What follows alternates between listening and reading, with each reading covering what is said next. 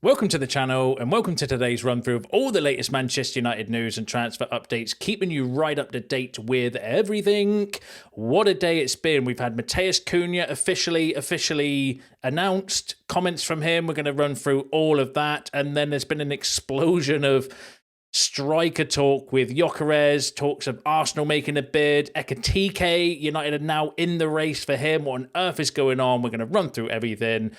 My name's Jamie. Before we get into it, though, smash a like on the video, subscribe to the channel if you are new, and let's jump straight into it. So let's kick off with the exciting stuff around Matheus Cunha. So Matheus Cunha has been officially announced. There's photos and all the photos of him doing his signing his contract with Jason Wilcox and everything about his signing and him coming to United. And he had the following to say: "It's difficult to express in words how I feel about becoming a Manchester United player. Ever since I was a child in Brazil watching Premier League matches on TV at my grandmother's house, United was my favourite English team and I dreamed of wearing the red jersey. I would like to thank my family and everyone who helped to make this a dream come true. I'm looking forward to starting pre-season and get to know my teammates and prepare for the upcoming season. Now it's time to work on becoming an important part of the team and helping this club get back on top." I always love this part of transfers. Obviously, I like the rumours and the build up to it, and then the whole kind of process through transfers I absolutely love. But then when you hear the comments from the player as well, and it's official and it's documented, and the photographs, I like this sort of stuff, and I like the fact that Matheus Cunha was a United fan. I think it adds a little bit on top of it as well. So. Now, Jason Wilcox had the following to say regarding the signing. So bringing in Matheus Cunha was one of our main priorities for this summer. So we are delighted to have completed his signing so early in the window. He has proved his ability to succeed in the Premier League as one of the most exciting and productive forwards in England during his time at Wolves, and before that in Spain and Germany. He has all the qualities we are looking for as we seek to build a strong, dynamic and entertaining team capable of challenging for the biggest honours. Now, that's our director of football now, saying that we want to build a strong, dynamic and entertaining team. So hopefully that's a sign of things to come for the rest of the transfer window. So Jason Wilcox words there. And I know some of you in the comments from previous videos have said you won't believe it until you see the photo of him holding up a United shirt. And there's a photo of him holding up a United shirt. So this is official, done and dusted. Matheus Cunha is a Manchester United player. We don't know what squad number he's going to wear yet. Rumours are he might be getting the 10 from Rashford. We'll have to wait and see. But smash a like on the video. Matheus Cunha is officially a Manchester United player because he's in a photo holding up the Manchester United shirt. Now, let's go for the other news. Absolutely loads going on, specifically around the striker situation. I'm going to run through the Gyokeres stuff in a second because there's been loads of talk about bids with Arsenal and all sorts. But this came absolutely out of nowhere today. So Manchester United have now officially entered the race for Hugo Ekitike. United made contact with Frankfurt within the last 48 hours, expressed concrete interest and gathered all information. Price tag 100 million euros or 85 million pounds. Now that came from Florian Plettenberg. Now Florian Plettenberg is very credible when it comes specifically to German club and players. Not so credible, I think, outside of Germany news. But he's one of the better journalists for German transfers and teams. That is really interesting, and it might make a bit more sense when I go through the Gyokeres updates and that as well. But what on earth do we think about that? Let me know in the comments, because the Ekitike stories have kind of gone a little bit quiet. So are we now moving for Ekitike because we've been turned down by others or priced out of moves for Gyokeres? There's who knows, but has been a player that we have been linked in. He's on the list of targets anyway that we've been going through over the last few months. Ekitike, Gyokeres, Osman, Sesko, Mateta, Delap, all on the all on the list that we've been linked with. But yeah, give us your thoughts on Ekitike. What do you think about that? United have entered the race and gathered and have expressed concrete interest in Ekitike. I wouldn't say no. I've got to be completely truthful. Absolutely outstanding stats from an attacking perspective for carry, successful take-ons, assists, shots, goals, everything you would want in a striker. Interceptions as well, top 86 percentile, so that shows that he is a grafter and somebody that works up front. Like, you can't really, when you're analyzing the data, he looks like an absolutely standout player. The eye test, he's he is a good player as well. The one thing I worry about him though is he is young, 22 years old, had a bit of a mixed career so far, so it's again a lot of money on a young player coming into the Premier League that's unproven. So I would have a big concern around that. This is his breakout season as well. He's so I do worry that he's a one season wonder. And I personally, it's just my personal opinion, I always worry about paying big money for players from Germany because we have had our fingers burnt so many times in the past from doing that. However, we've got to trust Vivil and Jason Wilcox and Ruben Amram and all these people that are now looking at the data and doing the recruitment to see that they've maybe identified something that we weren't aware of. 48 appearances this season, 22 goals, 12 assists, so 34 goal contributions and 48 games. Outstanding season from Hugo Ekitike. Apparently is a United fan as well. That's been widely documented before when we were linked with him, that he is potentially a Manchester United fan, which, if that floats your boat, then it's there for you. But give us your thoughts, what you're thinking. Hugo Ekitike, plausible? I mean, Chelsea and other teams are in the race for him as well. Will we have the money? Where on earth are we finding £85 million to fund a move for Ekitike? Who knows? But there's no smoke without fire, so I will keep my eye on that development for you and see how that plays out. But give us your shouts in the comments below. Now, all of this has come about because the main striker we've been linked with heavily is Victor Gyokeres. So let's run through all the latest year. So ironically, I wanted to start with this. So Sporting want around 80 million euros, 80 to 85 million euros for Victor Gyokeres. So Romano's come out clarifying the situation. I think there's been, going off the recent reports, a bit of confusion between Gyokeres' agent and Sporting's director, where in a meeting that they had about the gentleman's agreement, there was the sporting director, the president, has been saying, I didn't actually say a fee. I just said that we would sell him for less than 100 million or 90 million.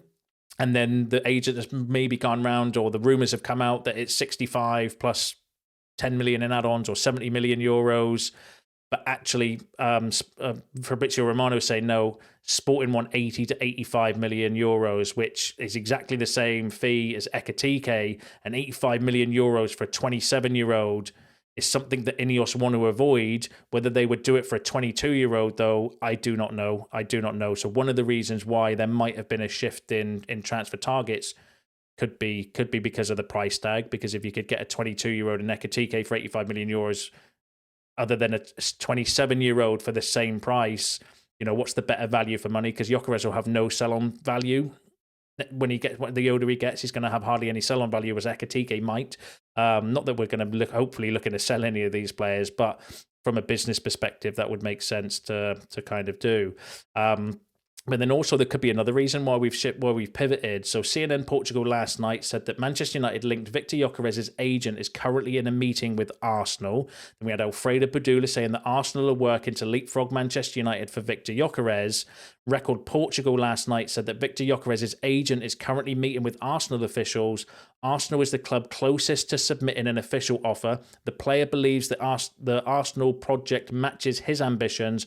Arsenal are about to make an official offer. So that all came out last night from Portuguese outlet, suggesting that there was a meeting between Arsenal and Gyokeres' agent and that Arsenal were about to make an official offer.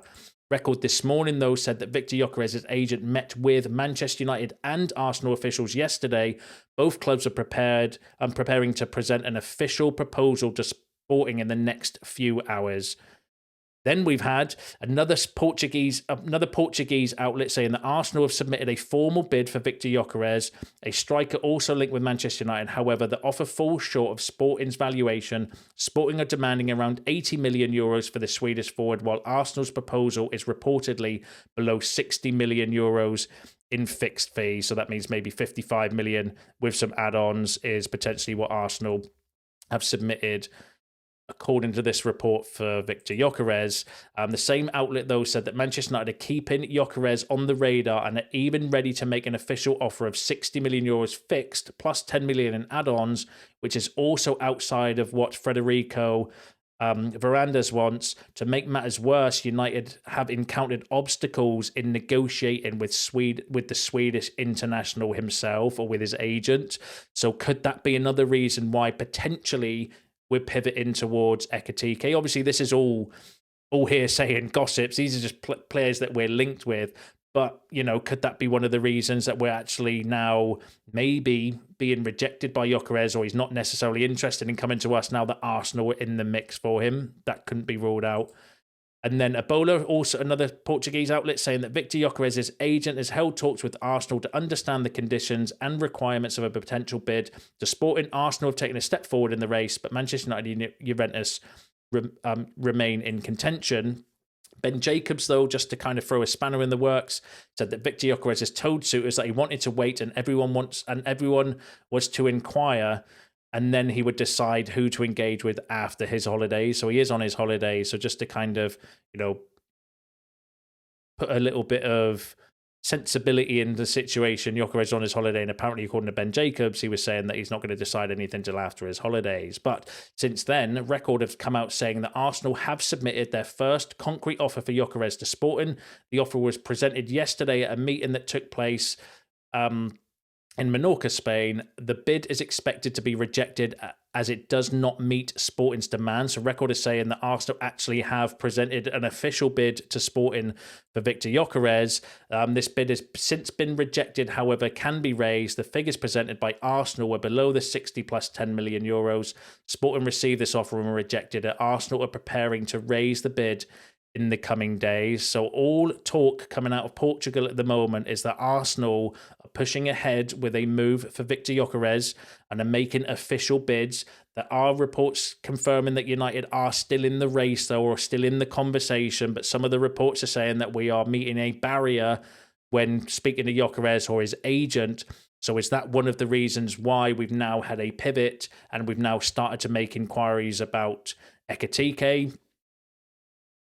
Who knows? Who knows? There's a lot going on with the striker situation. I always think back to Romano said that actually United don't know who they want to go for yet. So we are linked with all of these players, but actually have we now made up our mind, made a decision, looked at the data, looked at the cost, waited for a few other teams, to make moves and understand the costing, and now we're kind of okay. We want to enter the race now. Who knows? But we're going to need to keep an eye on it. But it's absolutely going mental with talk and news regarding the striker situation. But give us your thoughts on all of that in the comments below. Now that's not the only striker that we've been linked with, though. So Manchester United is set to be offered the chance to sign Vlahovic, according to Gimme Sports sources, and he is keen to head to England for the first time in his career after coming to terms with the fact that he is not in Juventus' long-term plans and needs to move on to pastures new if he wants to secure regular game time. Vlahovic is seeking a contract worth £200,000 per week in his new surroundings, and Manchester United are on course to have him pushed in their direction as intermediaries, and his representatives are determined to find a solution ahead of next season. So that came from Danny Rust and Dean Jones, suggesting that Vlahovic's agents are going to go round and try and get a deal and speak to clubs regarding a potential move for him in the summer. I've got to be honest, I've never been that kind of big on Vlahovic. I mean, he is only 25 though, so he has got that maybe, his better years are ahead of him, because strikers generally do develop a little bit later on in their career.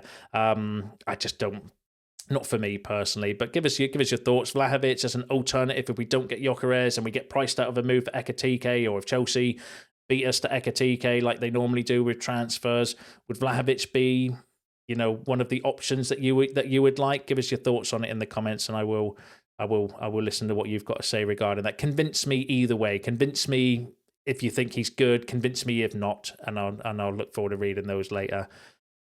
And that's not the other player. So as normal, there is a daily Osman news story I need to bring you. So Manchester United have continued conversation with Victor Osman's camp. Sources close to the player insist he would already be in Saudi Arabia if money was the most important thing to him. Now, that's interesting from Graham Bailey. I did say that the other day, actually, in a video, that actually it goes against the narrative around money for Victor Osman, the fact that he's turned down a massive contract to Saudi Pro League. And interesting that Graham Bailey said that we have continued conversations. Now, if you're talking, go back to the Romano's story when he was saying they want 80 to 85 million euros. Osman's release clause is 75 million euros. So actually, Osman now potentially becomes the cheaper option between Gyokeres and Osman. The problem with Osman's always his wages, though. He money might not be the most important thing to him, and I do kind of agree with that. The fact that he didn't go to Saudi and turn down a big wage there, but he still wants well paying. He still wants, according to Romano, going off his latest report, was that he wants about £250,000 a week after tax, which is about £328,000 off of memory that we would have to pay him, and that goes against the new wage structure that we're trying to introduce under Ineos and Sir Jim and everybody. But would they break it for Osman? I don't know. Would he be prepared to take a pay cut and maybe include some bonuses? Some of you were mentioning that in the comments the other day. That's not a bad shout. So could there be some wiggle room? Who knows? Who knows? Until he signs for another club, we're always going to get linked with Osman, though. So there will probably be more daily Osman stories that I'm going to need to bring to you at some point in time. But give us your thoughts on all of that in the comments below. Now, if we bring in a striker, that means what's the situation with Rasmus Hojlund? So Rob Dawson from ESPN, who's a good source, said that Manchester United are yet to make a decision on Rasmus Hojlund's future, with all options on the table. His representatives had conversations with the United Chiefs last week about their plans for him. They have fielded calls from several clubs, including Inter Milan. United are not ruling anything out, including keeping Hojlund as part of the senior squad or sanctioning a season-long loan. Hojlund's future will depend heavily on whether another striker arrives before next season. So that makes sense for me, though. We can't sell or do anything with Hojlund until you've got somebody in, because we're light up front anyway. And, as ineffective as Hojlund was last season, he's still a body there. And you can't sell a striker and then bring a striker in. It just totally weakens your position from a negotiation standpoint as well. So that makes sense. I think once we do get the striker in, depending on who it is, we'll then make a decision on Hojlund, whether it's a season-long loan or permanent sale if we can get a bid for him. So we'll have to pay attention to that one, and I think that will be one. Once we know more about the incomings, potentially we'll know what we're sort of doing with the Rasmus Hojlund situation. Just check now. Victor Gyokeres on his Instagram has put, there's a lot of talks at the moment, most of it false. I will speak when the time is right. So whatever that means, he's posted that on his Instagram page. That's when my phone was blowing up with notifications there. And then the next player, so Garnacho. So Manchester United are demanding £50 million from all clubs who are interested in Alejandro Garnacho. That came from Charlotte Ducker in the Times. Good source. I'd be okay with that, £50 million. I think it depends who you sell it to. If it's buying Leverkusen now, they've got an absolute shit ton of money for Florian Wirtz. More, please. If it's Arsenal, a little bit more. Chelsea, maybe a little bit more. But again, we need to be realistic. Garnacho's been told he can go. It's in the public domain that he's had a fallout with the manager. That does weaken our position, but he's not on great wages, so you might get some wiggle room there as well. But £50 million seems probably about right, I think, for the situation involving Alejandro Garnacho. And then the final player I'm going to run through, in fact, the final players we're going to run through are United could be about to make their second summer signing, which is none other than Emsden-James. So Manchester United are in advanced talks to sign Harley Emsden-James from Southampton. If a move were to finalise, United would have to pay £1 million in compensation. 16-year-old would join the youth team at first. Jason Wilcox, key figure to deal, so that makes sense. Very highly regarded young defender. I do not know too much about him. Doing some research, he's another one where he's very, very highly regarded, very highly thought after, or thought of. Modern defender, played a couple of times for the under-18s at 15 years of age as well, so it kind of shows the quality and the potential in him as well. It's just another player that goes along. Like I actually think we've been quite good at doing this under Ineos and Vival and Jason Wilcox, bringing in these players at this kind of at this age group. I think it's a big positive for us, and let's just hope he goes on to reach his potential, because that could be another one of these bargain players that we bring in. But we'll keep an eye on that one for you, and wait to see any official movement. But Solly Talks is a good source suggesting that that's gonna going to go through. And the BBC was saying the same as well, actually. So Sammy McCobb was a good source from the BBC, said that the deal is worth a minimum £1 million plus add-on. Saints have also acquired a 20% sell-on clause as well. So that could potentially be the second signing of the summer. But give us your thoughts on that in the comments. Give us your thoughts on all the other topics discussed in today's video, because as you all up to date with the latest Manchester United news and transfer news. Don't forget, smash a like on the video on your way out. Subscribe to the channel if you are new. See you in the next one.